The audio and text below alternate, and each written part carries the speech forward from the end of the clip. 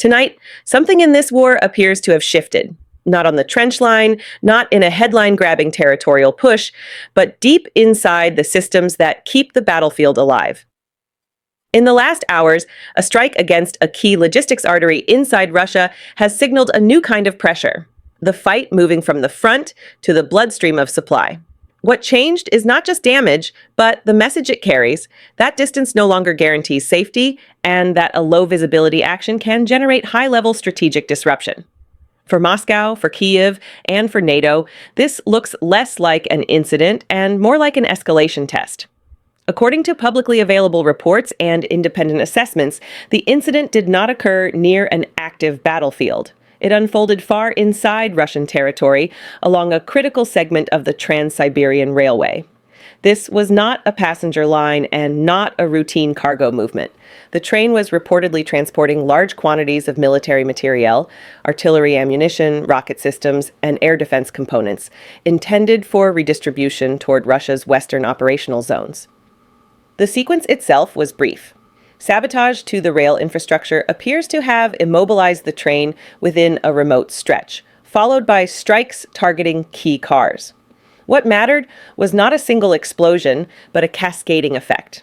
Multiple cars detonated in succession. Estimates suggest more than 40 railcars were destroyed or rendered unusable. The line was shut down for days, forcing rerouting, delays, and emergency repairs across one of the longest logistics corridors in the world. There were no dramatic battlefield images, no immediate territorial consequences. But within military logistics circles, the significance was immediately clear. This was a disruption measured not in meters gained or lost, but in time, throughput, and reliability. Three factors that modern warfare depends on as much as manpower or firepower. This was not an event designed to win headlines. It was designed to interrupt a system. To understand why this incident matters, you have to look beyond the blast site and follow the flow of what that train represented. This was not a random shipment moving east to west. It was part of a tightly timed logistics chain feeding Russia's western operational theater, where artillery consumption rates remain extraordinarily high and air defense assets are under constant strain. In modern industrial warfare, ammunition does not simply exist at the front. It moves in pulses, scheduled, concentrated, and predictable. Rail remains the backbone of that system. One fully loaded military freight train can sustain multiple frontline formations for days, sometimes weeks, depending on the tempo of combat. Interrupting that movement does not just delay supplies, it reshapes planning assumptions all the way up the command chain. Reports indicate this shipment included a mix of artillery shells, rocket munitions, and air defense components destined for redistribution toward Western staging hubs, including areas supporting operations around Kursk. In that context, the train functioned as a logistics multiplier. Its safe arrival would have reduced pressure elsewhere in the network. Its destruction did the opposite, forcing commanders to draw from reserves, adjust firing rates, or delay rotations. This is why the financial estimates attached to the loss, figures circulating around the equivalent of more than $1 billion, only tell part of the story. The deeper cost lies in uncertainty. When a single train carries that much operational weight, its absence is felt not just at the railhead, but at the gun line. And that is the critical point. This was not about destroying metal. It was about interrupting momentum. And in a war where logistics set the ceiling for everything else, momentum is often the difference between holding ground and losing it. What this strike exposed was not simply a lapse in security, but a structural vulnerability built into modern military logistics. Large-scale wars reward efficiency. Moving vast quantities of ammunition in concentrated shipments reduces costs, simplifies scheduling, and maximizes throughput. On paper, it is rational. In practice, it creates single points of failure. By concentrating critical supplies into one movement along a predictable corridor, the system traded redundancy for speed. That trade-off is invisible when routes remain secure. It becomes painfully obvious when they are not. Once immobilized, the train itself became the vulnerability. The longer it remained in place, the more the entire logistics chain upstream and downstream was forced to adapt around it. Rail networks, particularly those stretching thousands of kilometers, are not easily flexible. When a key segment goes down, alternatives are slower, less efficient, and often already operating near capacity. Rerouting does not simply move supplies elsewhere. It creates congestion, delays maintenance cycles, and increases exposure across multiple nodes at once. This is where the strategic damage compounds. Protecting every kilometer of rail is impossible. Concentrating shipments makes protection manageable until it fails. At that point, the very efficiency that sustained the war effort becomes a liability. Commanders are forced to choose between dispersing supplies, which strains capacity, or continuing concentration, which invites repetition of the same risk. This was not an unpredictable accident. It was a known vulnerability that remained tolerable until it was tested. And once tested, it revealed how thin the margin truly was. What followed from that vulnerability is where this incident moves from disruption to demonstration. The operation, as described by open source reporting, did not rely on large formations, advanced weaponry, or air superiority. Instead, it leveraged coordination, timing, and information, hallmarks of modern asymmetric warfare. Anti-Kremlin partisan elements operating inside Russia are believed to have played a reconnaissance role, identifying rail movements, monitoring schedules, and exploiting the predictability of logistics traffic. The objective was not to destroy the entire system, but to pause it, to create a moment where the train could not move forward or backward. Once immobilized, low-cost unmanned aerial systems were reportedly used to strike specific railcars. The emphasis was not on precision against hardened targets, but on triggering secondary effects. Ammunition does the rest on its own. When one car detonates, the surrounding load becomes the force multiplier. The result is not a single explosion, but a chain reaction that magnifies damage far beyond the initial strike. This is the defining feature of the operation. A small number of actors, using relatively inexpensive tools, were able to impose costs measured at a strategic scale. The imbalance is stark.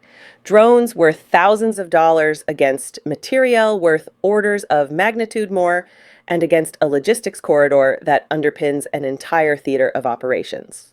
Equally important is what was not required. There was no need to seize territory, no need to hold ground, no prolonged engagement. The effect was achieved through disruption alone, temporary but consequential. In modern war, disruption can be enough to force recalculation. This is not just a tactical lesson, it is a signal. When information, mobility, and precision converge, the threshold for strategic impact drops dramatically. And that changes how wars are fought and where they are fought. For Moscow, the implications of this strike extend well beyond the destroyed railcars. It forces a choice that no large-scale military campaign can easily resolve. Resources committed to one layer of defense are resources unavailable to another. And in this case, the layers are geographically and strategically separated. On one side is the front line. This is where manpower, artillery, and air defense assets are already under pressure. Pulling forces away from active combat zones to secure rail lines risks weakening positions that are constantly being tested. Every unit reassigned to rear area protection is a unit not reinforcing the battlefield. On the other side is the depth of Russian territory itself. Rail infrastructure, depots, and transit hubs stretch across thousands of kilometers. Securing them comprehensively would require an enormous diversion of personnel, surveillance assets, and air defense coverage. Even then, protection would be incomplete. The geography alone makes full coverage unattainable. This creates a dilemma with no clean solution. Increasing protection of logistics corridors reduces flexibility and raises costs.